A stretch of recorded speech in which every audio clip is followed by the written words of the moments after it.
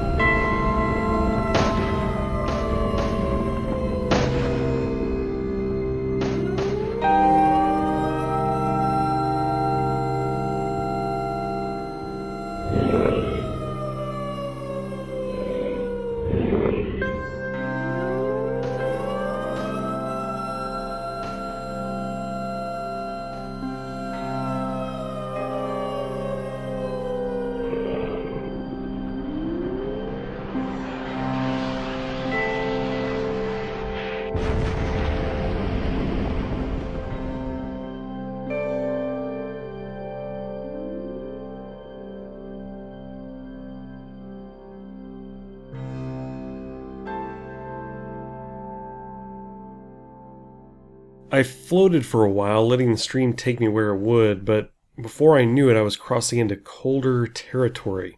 There was even snow here.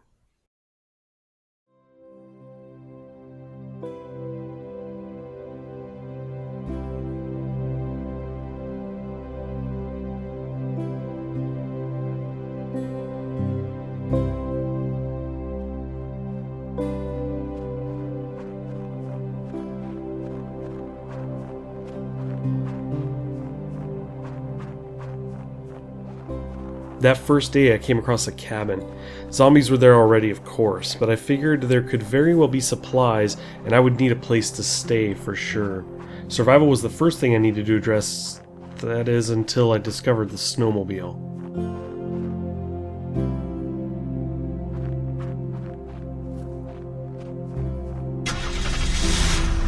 Oh man, this is gonna be so cool. Get out of my way! Sweet. Oh man, these are pretty cool. You really get around on these. I wonder if there's a lot. Hopefully they're kind of all over the place like cars. I mean, I assume just like any other vehicle. Let's see if we can get over here and take it off a jump. Here we... Oh! Nice! Oh, that is awesome. Move it. Coming through. I'm not gonna lie, I may have played around with the snowmobile a bit longer than I needed to. I think I took it for a couple loops around the lake. It was very fun to play with, but I did wonder what was going on back in Moscow, the turf war unfolding and all the chaos surrounding that, but I tried to push that in the back of my mind and focus on the fun here in the snow, even if I should have been trying to find food and shelter. The next morning when I woke up cold and very hungry, I had to go out right away and try to find some supplies, and I spotted another nearby cabin, so I made my way over there very slowly, tried to approach with caution. I had no weapons or anything. I had woke up from the chaos of Moscow and just tried to run and escape it all, and in doing so I took nothing with me. So here I was approaching this cabin, trying not to be noticed, and coming up to the window and trying to sneak in, look around, get supplies, get a juice box. It all had me kind of thinking back to Moscow, and despite the chaos and everything, it sure was nice having all the food and that we would need and all the drink. All of that stuff was so readily available, but here I was back out in the snow. So 2 days into my time in the Yukon, I was thinking it might just be time to leave. When it came time to leave, I thought that the river had done a good enough job getting me out of Moscow here to the Yukon, so I might as well at least follow its path and see where it took me. It's got to be a warmer place than here, and as it turned out, it was leading me to a warmer area, but it was leading me to an area that appeared to be much more dangerous than the one I had come from.